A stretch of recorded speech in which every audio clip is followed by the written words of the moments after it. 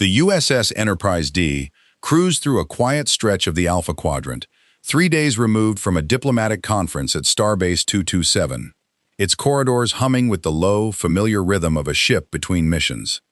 On the bridge, Captain Jean-Luc Picard reviewed status reports from his ready room chair, while Commander William Riker ran a routine drill rotation with the junior officers. It was, by any measure, an unremarkable Tuesday in the 24th century. That changed at 03:47 hours ship's time. Captain to the bridge. Lieutenant Commander Data's voice carried an edge of controlled urgency rarely heard from the android, who prided himself on unshakable calm. Picard was in the turbo-lift within 90 seconds. "Report," he said, stepping onto the bridge to find every station occupied, every officer's eyes fixed on the view screen.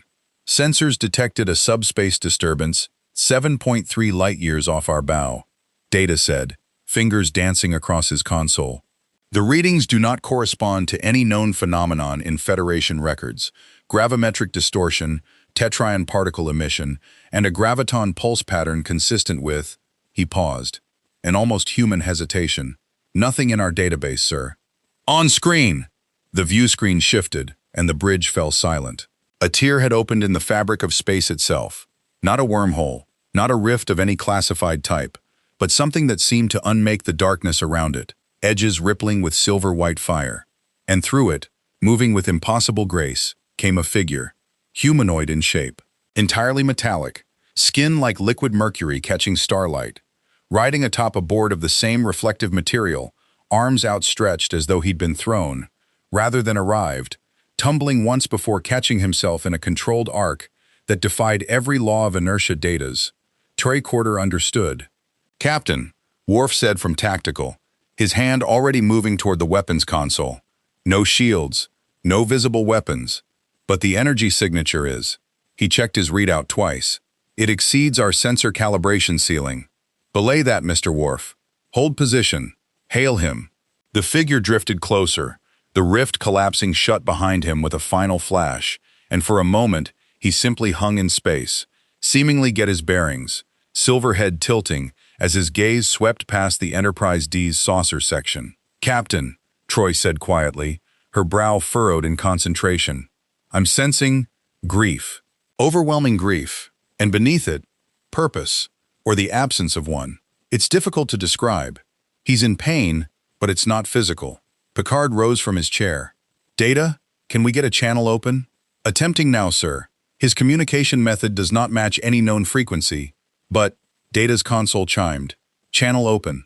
The voice that came through was resonant, almost musical, carrying the weight of centuries. "I mean this vessel no harm. I seek only passage, and answers, if you have them. This is Captain Jean-Luc Picard, of the United Federation of Planets Starship Enterprise. You've entered Federation space unannounced. May I ask your name and your origin?" A long pause.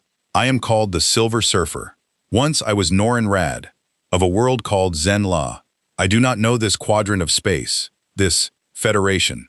I was pulled here against my will, through a tear in the boundary between what is and what should not be."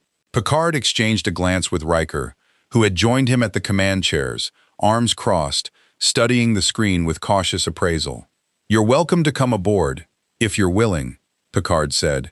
"We have questions. I suspect you do as well." "I do." The figure's tone carried something like relief, though tinged still with that undercurrent of sorrow Troy had sensed. "I accept."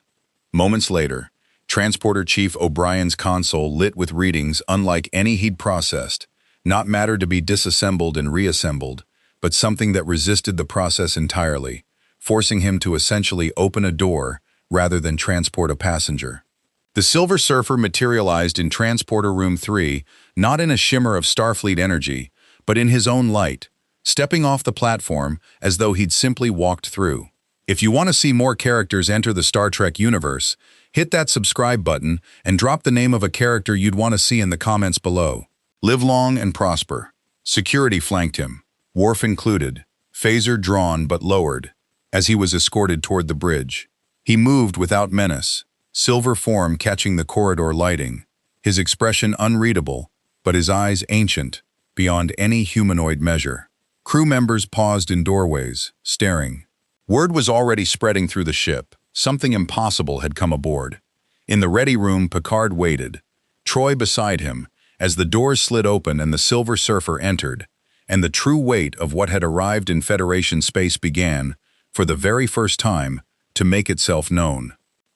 The ready room felt smaller with the Silver Surfer standing in it.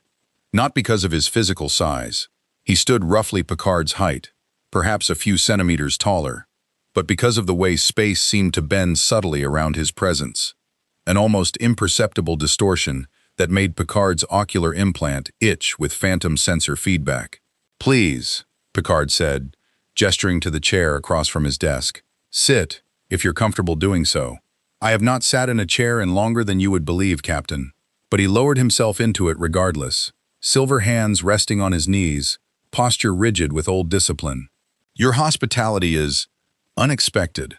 Where I have traveled, arrival rarely invites welcome. Where have you traveled exactly? And from when?" Troy remained standing near the viewport, her attention fixed on the visitor, with the particular stillness she reserved for reading someone's emotional currents. Picard trusted her instincts more than any tricorder in moments like this. The surfer's gaze drifted to the stars beyond the window. "I served a being of near-limitless power and hunger. My purpose was to travel the cosmos ahead of him, to find worlds rich with the energy he required to sustain his existence. I would locate them, I would mark them, and then I would leave, so that I would not have to witness what came next." The words hung in the room like a blade. "You're describing," Picard said slowly, "an entity that consumes entire worlds. And your role was to find them." "Yes." No defensiveness in the answer, no attempt to soften it, just fact, delivered with the exhaustion of a being who had made peace with neither the truth nor his part in it. "I made a bargain, Captain. My world, Zenla, was to be his next feeding ground. I offered myself as herald instead, eternal servitude in exchange for my people's survival. I have honored that bargain for longer than your Federation has existed. I do not know how many worlds I have delivered to him in that time. I stopped counting, because counting became unbearable." Troy's voice was quiet. "And now?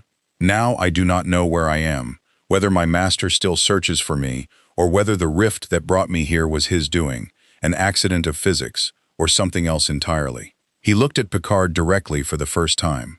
"I am, for perhaps the first time in centuries, without instruction. I find I do not know what to do with that freedom." Worf, stationed near the door, shifted his weight.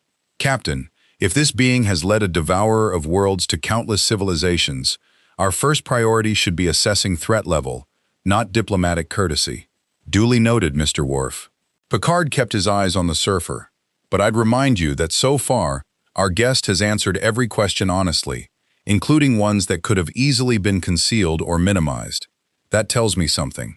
"It tells you he is either genuine," Worf said, "or exceptionally skilled at manipulation." The surfer's expression flickered, something that might have been the ghost of dark amusement. "Your security officer is wise to be cautious, Captain. I have met beings across 1,000 worlds who mistook honesty for weakness. I am not accustomed to it working in my favor."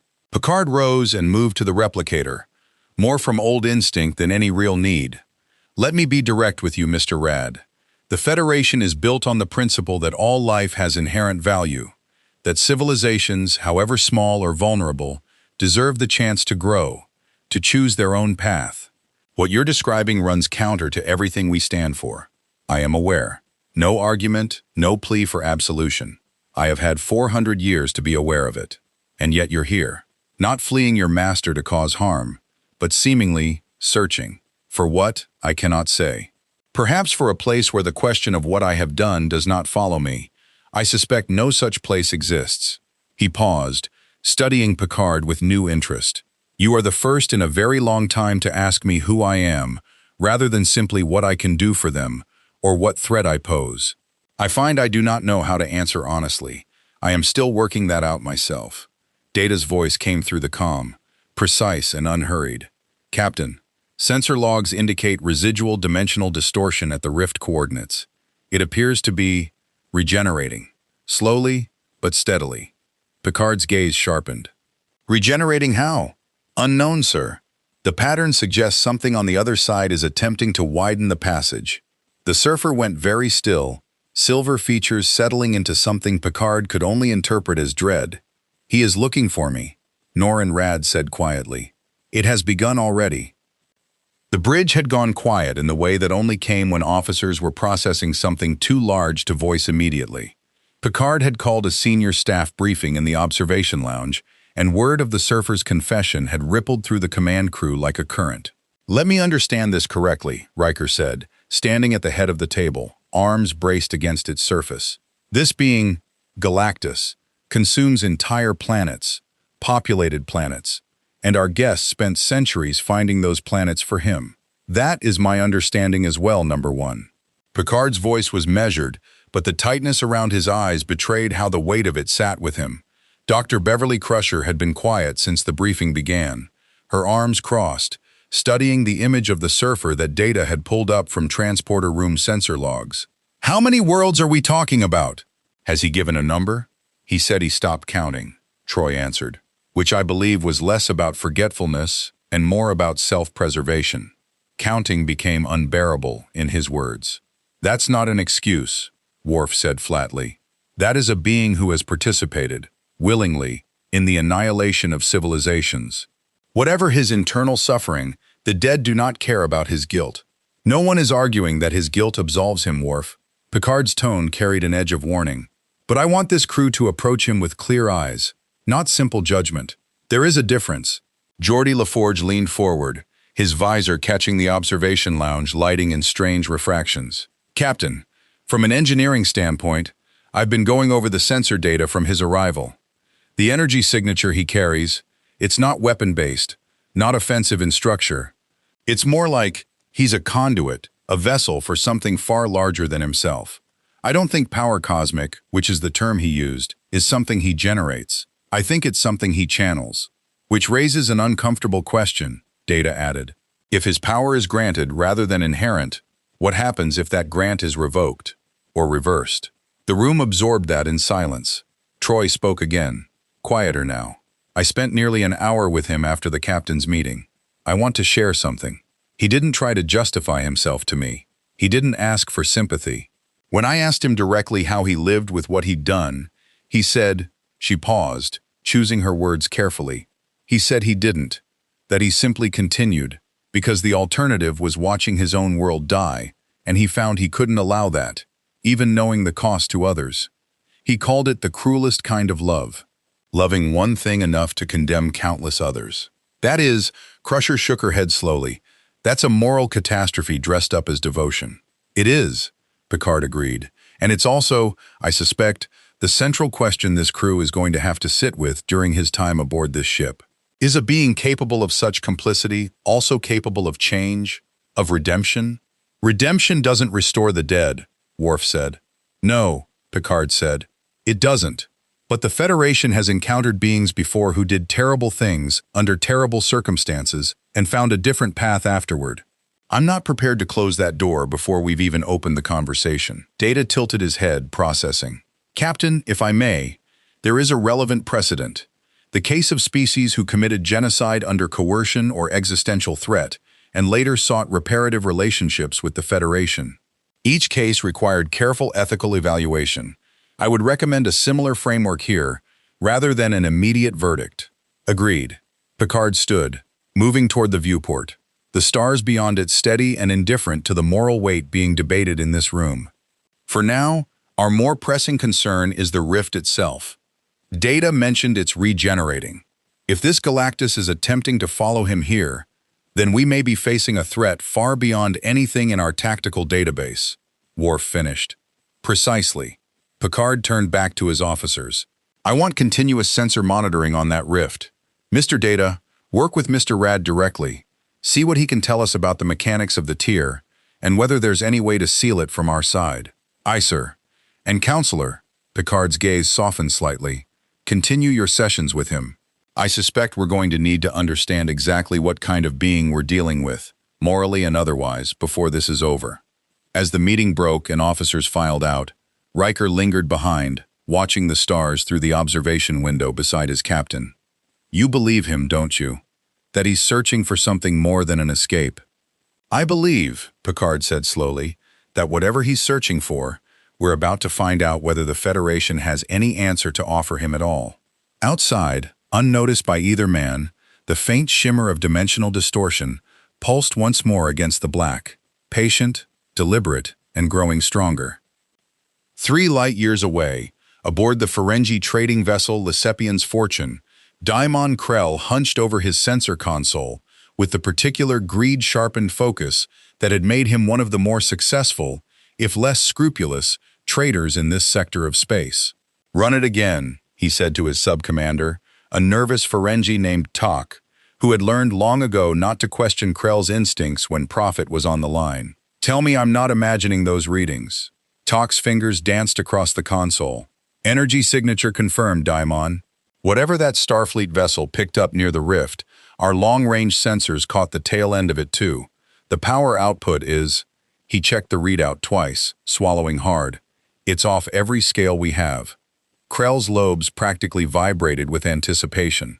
"Do you understand what we're looking at, Tak? A power source that dwarfs anything the Federation, the Klingons, or the Romulans have ever cataloged. If even a fraction of that energy could be harnessed, replicated, sold, we wouldn't just be rich, we'd be the wealthiest beings in the Alpha Quadrant." The Grand Nagus himself would beg for an audience. "The Enterprise has already taken the source aboard, sir.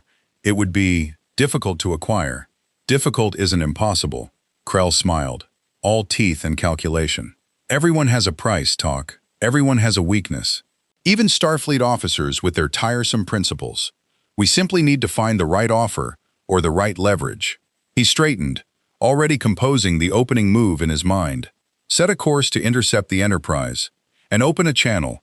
Time to make first contact with Captain Picard, Ferengi style." Aboard the Enterprise D, Data sat across from the Silver Surfer in one of the ship's quieter science labs, a pad resting between them displaying a rotating model of the dimensional rift's signature, painstakingly reconstructed from sensor logs. "I have been attempting to model the rift's structural properties," Data said, "but the physics involved do not correspond cleanly to any subspace theory in Federation records. If you're willing, I would value your first-hand understanding of how such passages function." Norrin Radd studied the model with something like professional interest, the first flicker of genuine engagement Data had observed in him since his arrival. The passage was not natural. It was torn, forcibly, by proximity to my master's approach. Galactus does not travel through conventional space as your vessels do. His presence warps the boundaries between realities as a byproduct of his hunger, his scale. When he draws near a feeding ground, the fabric between what is real and what is possible grows thin. And you believe he is now searching for you specifically, rather than simply continuing toward whatever destination he originally intended. "I severed our bond when I fell through the rift. That bond was not merely functional, Mr. Data. It was how he tracked me, how he knew where his herald wandered. Its absence will trouble him. He does not like uncertainty regarding his instruments." A pause. "I am, to him, an instrument.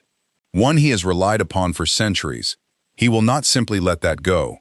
Data considered this. "If the rift continues to regenerate, do you have any means of closing it permanently, or of ensuring that if it reopens, it does not permit passage to something of his scale?" "Perhaps." Norrin Radd's expression grew distant. "The power cosmic that flows through me is drawn from him, ultimately. There may be a way to use that same power to seal the boundary from this side, but it would require nearly everything I have, and I do not know if it would hold." Before Data could respond, his comb badge chirped. "Bridge to Data. We're receiving a hail. Ferengi vessel, identifying as the Lesepian's Fortune. They're requesting to speak with the captain regarding, and I quote, a mutually profitable business arrangement." Data exchanged a glance with the surfer. That was faster than anticipated. On the bridge, Picard accepted the hail with the weary patience of a man who had negotiated with Ferengi traders more times than he cared to count. Daimon Krell's face appeared on the view screen, lobes gleaming with barely restrained excitement. "Captain Picard, a pleasure, a genuine pleasure. I understand you're in possession of a rather remarkable energy source. My associates and I represent a consortium with significant interest in acquiring exclusive study rights. We're prepared to offer generous compensation. dilithium, technology, whatever currency your Federation finds acceptable. Daimon Krell, Picard said evenly, the being you're referring to is not a commodity. He is a sentient individual, currently under the Federation's protection, and he is not for sale, trade, or study rights of any kind. Krell's smile didn't waver, though something calculating shifted behind his eyes. Of course. Federation sentimentality, always so costly. But Captain, I wonder if your guest has been fully informed of all his options. Perhaps he'd find our offer more agreeable than yours. Freedom to travel, resources beyond Starfleet's rationing, no tiresome committees to answer to. I appreciate your candor, Daimon, but the answer remains no. A pity. Krell's tone cooled by exactly 1 degree. We'll be maintaining position nearby, Captain, in case circumstances change. They so often do. The channel closed, and Picard turned to find Worf already at his shoulder. Recommendation, Mr. Worf? Continued vigilance. Ferengi rarely abandon profitable pursuits simply because they're told no. On the view screen, the Lysepian's Fortune held position at the edge of sensor range, patient, watching, waiting for an opening. The ship's arboretum had become an unlikely refuge for Norrin Radd during his second day aboard. Troi found him there among the cultivated trees, standing motionless before a small reflecting pool, silver form utterly still against the greenery, an image so incongruous it took her a moment to fully register. Counselor! He didn't turn, though he clearly sensed her approach. I did not expect company. I can leave, if you'd prefer solitude. No. A pause. I find I have had enough solitude to last several lifetimes. Please. She moved to stand beside him, studying the still water, rather than him directly, giving him space to speak or not as he chose. It was a technique that had served her well across a decade of counseling Starfleet officers processing trauma, and something told her it would serve equally well here. Your captain asked me a question yesterday, Norrin Radd said finally, whether I believed myself capable of redemption. I did not have an answer for him. Do you have one now? I have only more questions. He knelt, trailing silver fingers through the water's surface without disturbing it, an act that seemed, to Troi, almost desperately human in its simplicity. Your Federation speaks of a prime directive, non-interference with civilizations not yet capable of defending themselves among the stars. I find the principle both admirable and, forgive me, naive. Why naive? Because I have watched what happens when power stands by and does nothing while catastrophe unfolds. I have watched and participated in the destruction of worlds precisely because intervention seemed impossible, because the cost of resistance seemed to exceed the cost of complicity. Your prime directive assumes restraint is always virtuous. I have learned restraint can be its own kind of violence. Troi considered this carefully. There's a difference between choosing not to interfere with a civilization's natural development and standing by while an entire world is destroyed. The prime directive isn't meant to justify complicity in genocide. Is it not? I have read some of your historical records since coming aboard, accessed through your ship's computer, with Commander Data's permission. Your Federation has, on occasion, withheld aid from dying worlds because intervention would have violated the principle. Watched plagues run their course. Watched civil wars burn themselves out. Called it respect for their sovereignty.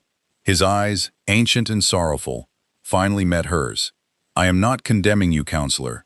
I am saying that the line between principled restraint and moral cowardice is thinner than your Federation likes to admit. I know this because I have stood on the wrong side of that line for 400 years, telling myself it was the former when it was, in truth, the latter. The honesty of it struck Troi harder than she expected. You said your bargain saved your homeworld. Do you regret it? I regret nothing about saving Zenla. I would make that bargain again, without hesitation, if the alternative were watching my world die. His voice hardened slightly. What I regret is believing, for so long, that the bargain ended there, that once made, it required no further accounting. Every world I found for him afterward, I told myself I had no choice. That refusal would only mean he found them another way, through another herald, and I would have died for nothing. It was a comfortable lie. It let me sleep when I slept at all. And now? Now I have met a captain who looks at me and sees a question rather than a verdict already reached. It is disorienting. I do not know what to do with a universe that asks rather than assumes. Troy allowed the silence to sit for a moment before speaking again. I want to ask you something difficult, and I want you to know you don't have to answer if you're not ready. Ask. If you could go back, if you had the chance to refuse Galactus from the very beginning, knowing everything you know now, watching your world burn instead of saving it, would you? The silence stretched long enough that Troy wondered if she'd pushed too far. When he finally answered, his voice had gone very quiet. I do not know, and I think that not knowing is the truest answer I have ever given anyone about myself. He rose from the pool's edge, silver form catching the Arboretum's simulated sunlight. Your captain wishes to know if I am capable of change, Counselor. I would ask you a question in return, one I suspect your Federation has grappled with before. Is a being who has done what I have done, even for reasons that felt at the time unavoidable, owed the chance to become something else? Or does the weight of those worlds follow him regardless of what he does next? Troy met his gaze steadily. I think that's a question only you can answer, through what you choose to do from here forward. Not through anything you say to me or to Captain Picard, through action. Norrin Radd was quiet for a long moment, something shifting behind his ancient eyes. Not resolution, not yet, but perhaps the first genuine consideration of a path he hadn't allowed himself to imagine in centuries. Then I suppose, he said softly, I have a great deal to prove. To myself, if no one else. The Romulan warbird Kazara, decloaked at the edge of Federation space, with the silent menace that had become its Star Empire's signature, its commander, Sub-Commander T'Rul of the Tal Shiar, studying the sensor readings her science officer had been compiling for the better part of 6 hours. You're certain of the readings? She asked, though the tone suggested she already trusted the data implicitly. T'Rul had not risen through the Tal Shiar's ranks by doubting good intelligence. Certain, Sub-Commander. The energy signature matches nothing in our database, Federation or otherwise. Whatever this being is, the power he channels exceeds anything we've theorized, let alone weaponized. Her science officer, a younger operative named Varel, kept his eyes fixed on his console rather than meeting her gaze directly. Old habit, cultivated caution. Ferengi traders have already made contact with the Enterprise attempting to acquire him. They were refused. Predictably, T'Rul's mouth curved into something that wasn't quite a smile. The Federation and their tiresome scruples. No matter, we are not Ferengi, and we are not interested in purchase agreements. She rose from her chair, moving toward the view screen where the distant glimmer of Federation space hung against the black. If this being's power can be studied, replicated, even partially understood, the strategic advantage would be immeasurable. Imagine warbirds equipped with even a fraction of that energy signature. The balance of power in this quadrant would shift permanently in our favor. The Federation will not simply hand him over, Sub-Commander. I am not proposing we ask. T'Rul's gaze remained fixed on the stars. I am proposing we observe, patiently, and wait for an opportunity. The being is, by all accounts, uncertain of his loyalties, uncertain of his place in this universe. Uncertainty is a door left unlocked. The Tal Shiar has always been skilled at walking through such doors. She turned to her helmsman.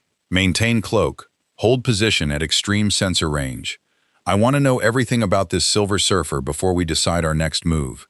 His capabilities, his weaknesses, and most importantly, whatever it is he wants that the Federation cannot give him. Aboard the Enterprise D, unaware of the cloaked warbird studying them from the darkness, Picard convened a smaller meeting in his ready room, himself, Riker, and Norrin Radd, the latter having requested the audience directly through data. You wish to speak with me, Mr. Radd? I did. The surfer stood rather than sat, restless in a way Picard hadn't observed before. Captain, the Rift's regeneration has accelerated. Mr. Data shared the latest sensor data with me an hour ago. At current rate, it will reach sufficient stability for passage within 72 hours, perhaps sooner. Riker straightened. Passage for what exactly? You again? Or something larger? Both are possible, but I believe, based on the energy signature's growth pattern, that my master is actively working to widen the boundary from his side. He is not simply searching passively, he is reaching. Picard's expression remained composed, though the weight of the implication settled heavily in the room. You're telling us that Galactus himself may attempt to cross into Federation space. I am telling you it is a possibility we cannot dismiss. And Captain, if he crosses, he will not arrive as I did, disoriented and diminished by the transition. He will arrive at full power, searching for the Herald who abandoned his post, and for worlds to sustain him in this new reality he finds himself in. Norrinrad's voice carried an urgency Picard hadn't yet heard from him. I do not say this to alarm you unnecessarily. I say this because your Federation deserves to understand precisely what stands at the other side of that tier. What would happen, Riker asked slowly, if he did cross? Realistically, what are we looking at? Realistically? Norrinrad's silver features tightened. Your most populated world would become a feeding ground within days. Your Starfleet's combined arsenal would be, to him, a curiosity at best, an irritant, easily dismissed. I do not say this to frighten you, Commander. I say this because I have seen it happen more times than I wish to remember. The silence that followed was heavy enough that even Picard, veteran of encounters with the Borg, the Q Continuum, and threats that had tested the Federation's very survival, found himself measuring his next words with unusual care. Then I take it, he said finally, that you have some idea of how to prevent this from happening. I have the beginning of an idea. Norrinrad met his gaze directly. But it will require your ship's cooperation, Captain, and it will require a debt I am not certain I have the right to ask you to accept. Go on. If I return to the rift and attempt to seal it from this side using what remains of my power, I may be able to prevent his crossing entirely, cut the connection permanently, the way I attempted to sever my bond to him when I fell through initially, but with far greater finality. He paused. The difficulty is that doing so successfully will likely require power beyond what I currently possess, power I would need to draw from somewhere else. Picard's eyes narrowed slightly. From where? Norrinrad's answer when it came was quiet and carried the full weight of what he was proposing. From your ship's warp core, Captain. If your engineers are willing to attempt something unprecedented. The proposal detonated through the senior staff meeting like a photon torpedo. Geordi LaForge was on his feet before Picard had even finished relaying the specifics, his expression somewhere between professional alarm and reluctant fascination. Captain, drawing directly from the warp core for something like this, we're not talking about a standard power transfer. We're talking about channeling matter-antimatter reaction energy through a completely unknown conduit system into a being whose physiology we don't remotely understand. The failure modes alone could— I'm aware of the risks, Mr. LaForge, Picard said, which is precisely why I want your honest engineering assessment before we proceed one step further. Before Geordi could answer, the air in the observation lounge rippled with a familiar, unwelcome shimmer of light. Oh, don't stop the meeting on my account, said Q, materializing at the head of the table in a burst of theatrical arrogance, resplendent in what appeared to be an admiral's dress uniform, several decades out of regulation. Please, continue. I find myself positively riveted by mortal engineering debates. Q. Picard's voice carried the exhausted weariness of a man who had faced this particular entity more times than he cared to count. Your timing is, as ever, impeccable. Mon Capitaine, I wouldn't miss this for all the chronotons in the Delta Quadrant. Q's gaze slid past Picard, settling with sudden and genuine interest on Norrinrad, who had gone very still. Well, well. The Herald of Galactus, wandering the Alpha Quadrant like a lost puppy. The Continuum has been aware of you, little silver man, for rather longer than you'd find comfortable. Norrinrad's expression hardened into something wary. I know of your kind, beings who observe the universe as sport, meddling for amusement. Meddling? I'm wounded. Q pressed a hand to his chest with exaggerated offense, though his eyes glittered with something colder beneath the theatrics. Though I suppose meddling is a fair descriptor for a being who's spent 4 centuries condemning worlds to feed his master's hunger and calling it devotion. The room went cold. Picard rose. Q, if you have a point, make it. Otherwise— Oh, I have a point, Jean-Luc, and it's rather more relevant than you'd think. Q began to circle the table, his footsteps silent, his attention fixed entirely on the surfer now. The Continuum has debated your friend here for some time. Actually, there's a rather vigorous disagreement among us about whether beings like him, complicit in mass extinction on a scale even we find impressive, deserve the luxury of second chances. Some of my colleagues believe the matter should simply be Adjudicated, permanently. Adjudicated how? Riker asked, tension coiling in his voice. Oh, the usual. Trial, judgment, consequence. Q snapped his fingers, and the observation lounge dissolved. They stood, all of them, in a vast white void, formless and infinite, populated by shapes that might have been other Q, watching with detached, alien curiosity. Norrin Radd stood at the center, suddenly small despite his cosmic power, while Picard, Riker, Worf, and Troi found themselves arranged around the edges of the space, present, but somehow unable to move. Norrin Radd, Herald of Galactus, Q intoned, his voice suddenly carrying genuine gravity beneath the theater. You stand accused of complicity in the destruction of no fewer than 300 inhabited worlds across 4 centuries of service. How do you answer? The surfer's silver form seemed to steady, some old resolve settling over him, even in the face of impossible judgment. I do not deny what I have done. I have never denied it, not once, not even to myself in my darkest moments. I found the worlds, I marked them, I bear that weight. And yet you seek forgiveness from mortals who cannot possibly comprehend the scale of what you've done. I seek nothing from them, Norrin Radd said, his voice growing stronger. I did not come here seeking absolution, Q. I came here by accident, torn through a rift not of my choosing. What I have found, since arriving, is a captain willing to ask who I am rather than simply condemn what I have done. That is not forgiveness. It is the first honest conversation I have had about my own culpability in longer than I can remember. Q's expression flickered, something almost like surprise. A pretty speech. But speeches don't undo dead worlds. No, Norrin Radd agreed. Nothing undoes them. I have made peace with that, insofar as peace is possible. But I would ask you this, Q, entity of infinite power and infinite judgment, what would you have me do instead? Cease to exist, so the guilt no longer troubles the universe? Or use whatever time remains to me trying to ensure the tier I created does not deliver an entire quadrant of new worlds into my master's hunger? Silence rippled through the white void. Picard, still frozen in place but able to speak, found his voice. Q, whatever judgment your continuum wishes to render, I'd remind you that this crew and this Federation believes in the principle that actions, not just past sins, define a person's worth. Let him prove himself, or don't. But don't pretend omniscience gives you the right to erase the choice entirely. Q studied Picard for a long moment, something unreadable passing behind his eyes. Then, abruptly, the void dissolved, and they were back in the observation lounge, the tension of the moment lingering in the recycled air.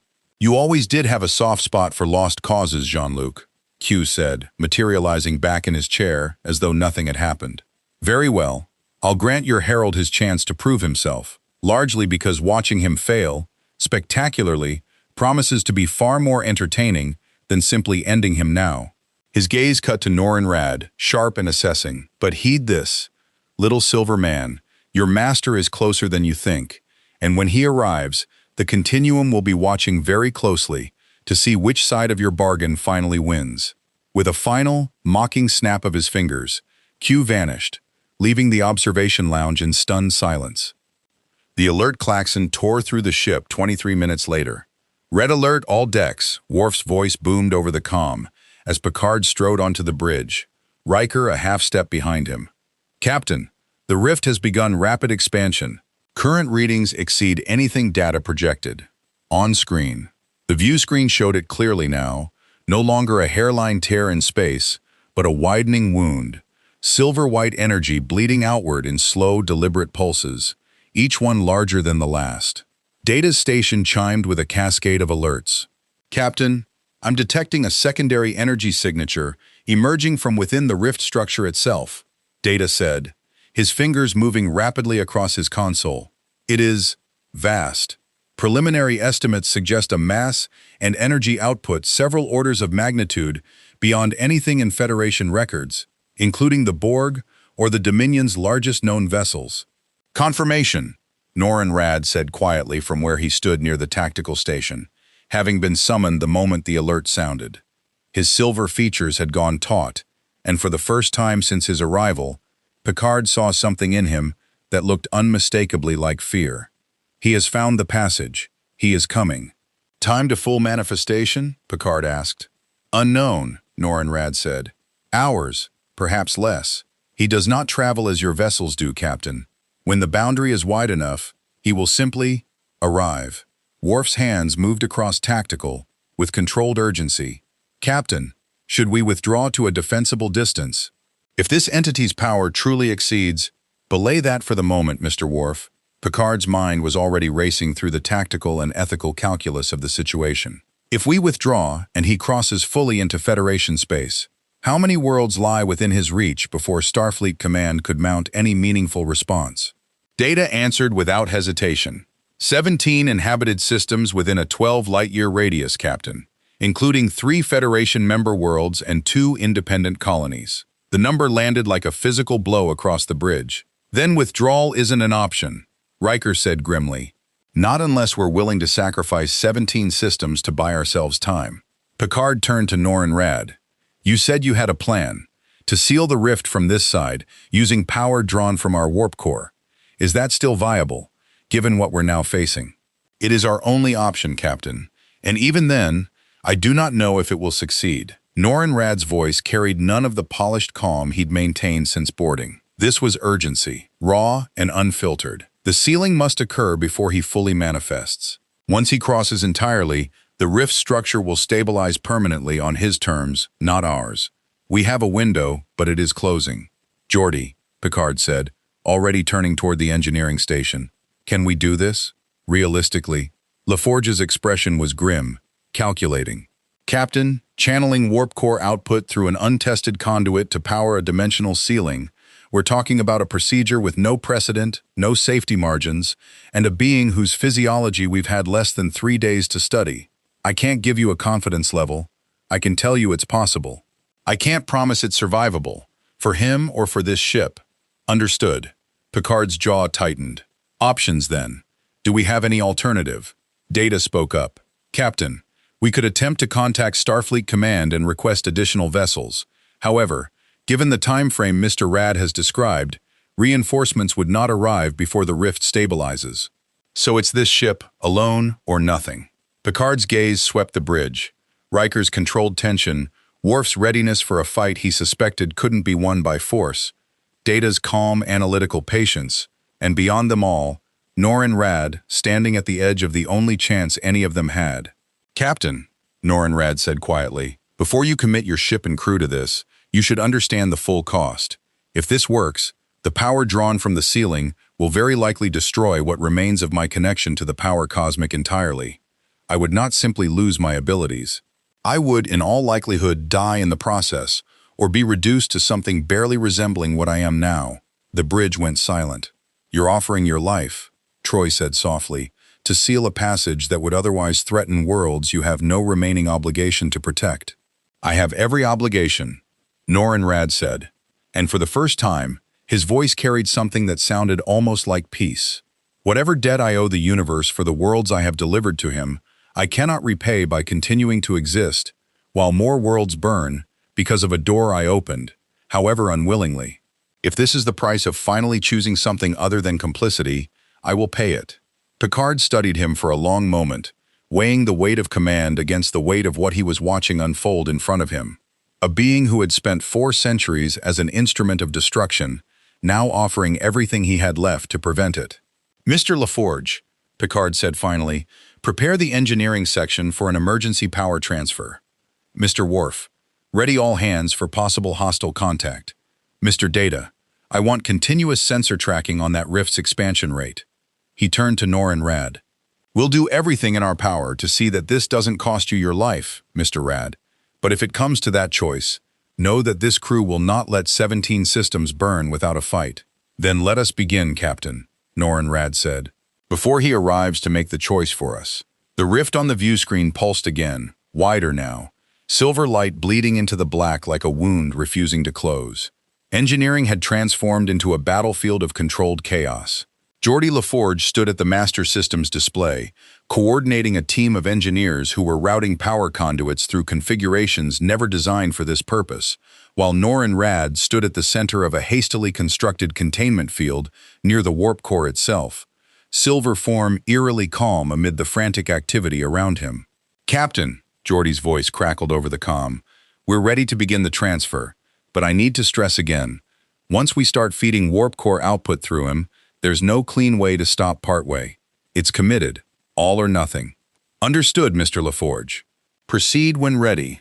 On the bridge, the view screen showed the rift now spanning kilometers, its edges no longer silver-white, but shot through with deep, hungering violet, a color that seemed to consume the starlight around it rather than reflect it.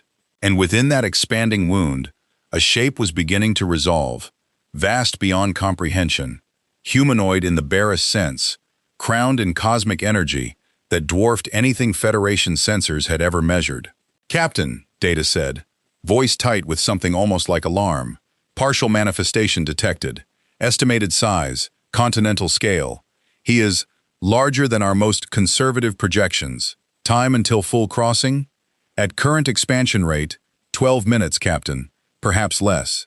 In engineering, Norin Rad closed his eyes as the first tendrils of warp core energy began flowing into him through the makeshift conduit array, and the sensation was unlike anything he'd experienced, even in 4 centuries as Galactus's herald. Raw matter-antimatter energy, chaotic and untamed, compared to the refined power cosmic he'd always known, tearing through his systems like fire through dry grass. It's working, Geordi said, watching the readings climb. But Captain, his bioenergy signature is destabilizing fast. If we push this much further, continue the transfer. Norin Rad's voice came through gritted teeth, barely audible over the comm. I can bear it. Do not stop on my account, Commander. Seal the rift. The Enterprise shuddered as the warp core's output redirected, lights flickering across every deck as the ship's own systems strained under the unprecedented draw. On the bridge, Picard gripped the arms of his command chair, watching the view screen as the vast, cosmic shape within the rift seemed to notice, for the first time, the resistance building against its arrival. Captain, Worf called out, the entity is responding. Rift expansion rate has slowed, but the energy pushback is, the ship lurched, increasing exponentially. In engineering, Norin Rad's silver form had begun to glow with an intensity that forced the engineering crew to shield their eyes, cosmic energy and warp plasma intertwining in a conflagration that defied every law of physics Starfleet Academy had ever taught. He screamed, a sound that carried both agony and something like triumphant defiance, as he forced the combined energy toward the rift's dimensional structure, reaching not with his hands but with the very essence the power cosmic had granted him, across 4 centuries of service. I severed the bond once, he thought, or perhaps spoke, the words no longer entirely his own, as the energy consumed him. I will sever it again, permanently. I will not deliver another world to your hunger.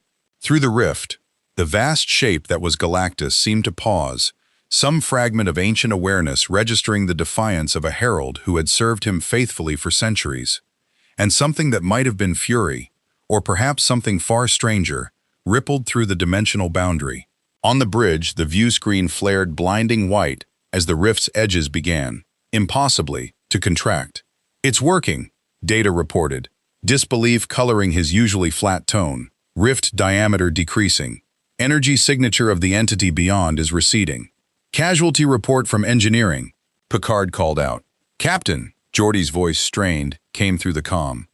We're losing him. His biosigns are crashing. Whatever's happening to him, the power transfer is burning through everything he's got left. Picard was on his feet. Bridge to sickbay, medical team to engineering immediately.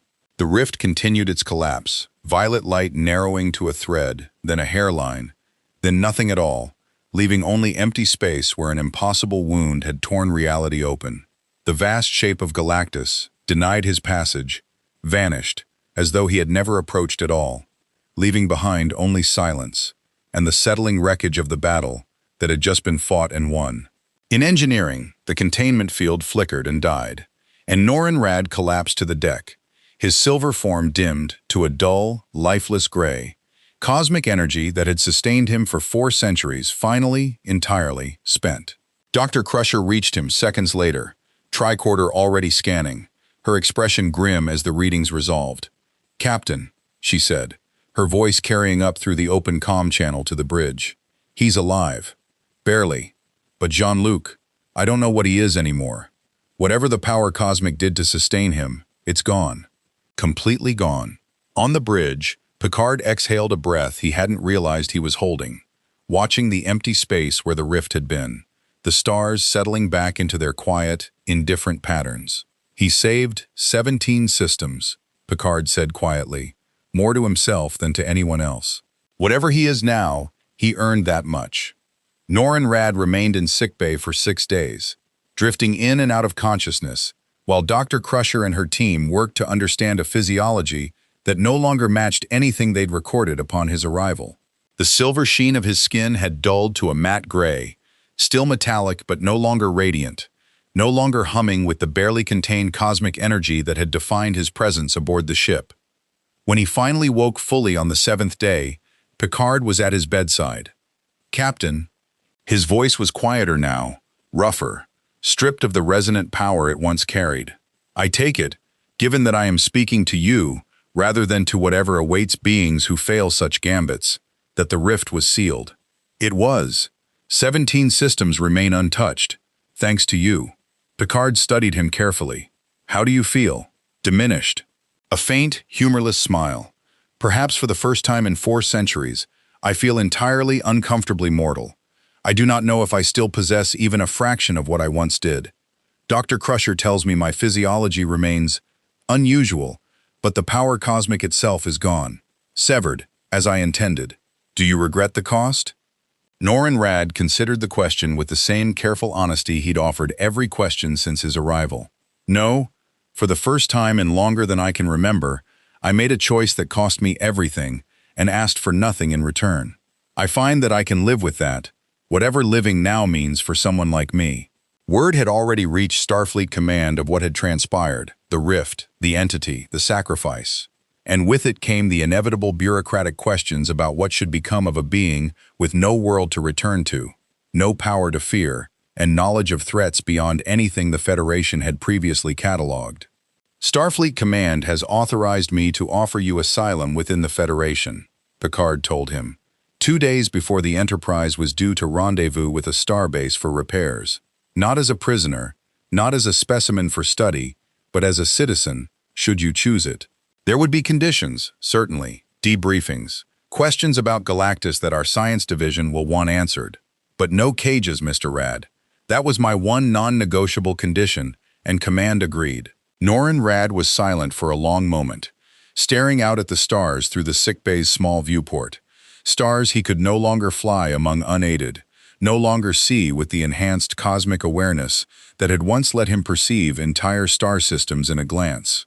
"I do not know what a life without purpose looks like, Captain. I have not had one since I was a young man on Zen-La, before the bargain, before the Herald's mantle. But I find myself, for the first time, curious to learn." He turned to face Picard fully. "I accept your Federation's offer. Not because I believe it erases what I have done, but because I believe, now, that a different path is possible. Your counselor taught me that redemption is not a state to be granted, but a direction to be walked, one choice at a time." Picard extended a hand, and Norrin Radd, after a moment's hesitation, took it. "Welcome to the Federation, Mr. Radd." The Enterprise D resumed its course 3 days later, its logs updated to reflect an encounter unlike any in Starfleet's history, a herald of world's destruction, transformed by choice into something else entirely. Norrin Radd would spend the coming months relearning a universe without cosmic sight, walking among people who judged him not by the centuries of complicity behind him, but by the sacrifice that had finally ended it. Somewhere in the depths of unmapped space, Galactus continued his eternal hunger, heraldless now, his gaze turned toward realities yet unexplored. But for 17 worlds, and for one silver-skinned wanderer finally free of his ancient bargain, the future remained, however uncertain, entirely his own to choose.